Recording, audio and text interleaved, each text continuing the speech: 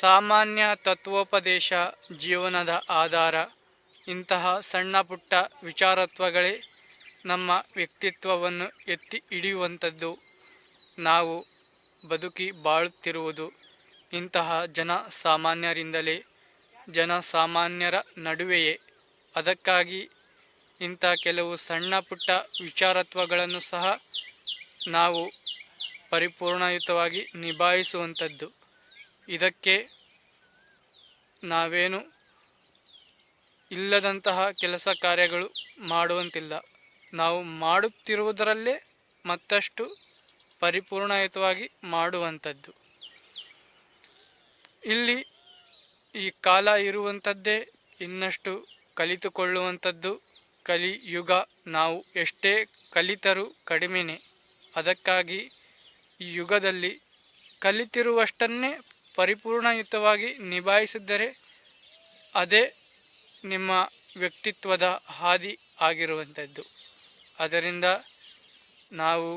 ನೀವು ಏನನ್ನು ಕಲಿತಿದ್ದೀವೋ, ಇನ್ನು ಏನೋ ಕಲಿಯಲು ಬಯಸುತ್ತಿದ್ದೇವೋ ಅದರತ್ತ ಮುನ್ನಡೆಯುತ್ತಾ ಪರಿಪೂರ್ಣಯುತ ಜ್ಞಾನದಿಂದ ಎಲ್ಲ ಕೆಲಸ ಕಾರ್ಯ ಸಂದರ್ಭ ಯೋಚನೆಗಳು ಭಾವನೆಗಳು ಇವನ್ನೆಲ್ಲ ಸರಿಯಾಗಿ ನಿಭಾಯಿಸಿದ್ದೇ ಆದರೆ ನಮ್ಮ ಜೀವನ ಒಂದು ಪ್ರಗತಿಯೆಡೆಗೆ ಕಂಡುಕೊಂಡು ಹೋಗಬಹುದು.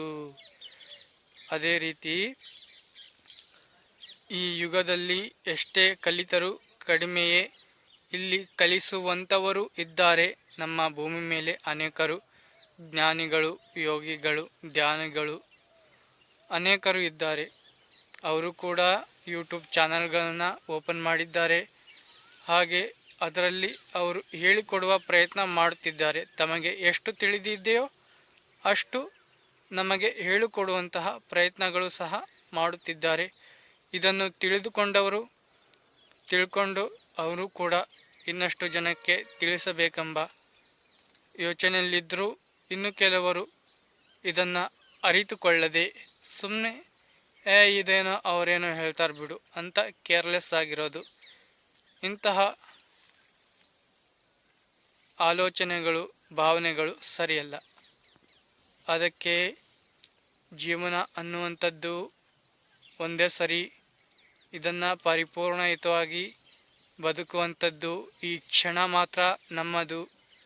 ಈ ಕ್ಷಣದಲ್ಲಿ ನಾವು ಏನು ಮಾಡ್ತಿದ್ದೇವೋ ಅದರ ಮೇಲೆ ಪೂರ್ಣಯುತವಾಗಿ ಗಮನವಿಟ್ಟು ಮಾಡುವಂಥದ್ದು. ಈ ಕ್ಷಣ ದಾಟಿದರೆ ಎಷ್ಟೇ ಕೋಟಿ ಕೊಟ್ಟರೂ ಇಂತಹ ಕ್ಷಣ ಮರಳಿ ಬರುವಂಥದ್ದಲ್ಲ.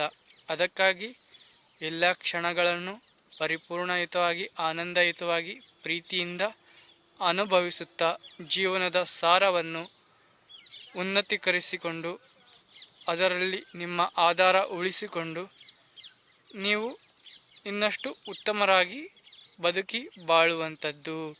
ಸಾಮಾನ್ಯ ತತ್ವೋಪದೇಶಗಳೊಂದಿಗೆ ನಿಮಗೆ ಮತ್ತಷ್ಟು ವಿಚಾರತ್ವವನ್ನು ತಿಳಿಸಿಕೊಡುತ್ತೇನೆ. ಧನ್ಯವಾದಗಳು.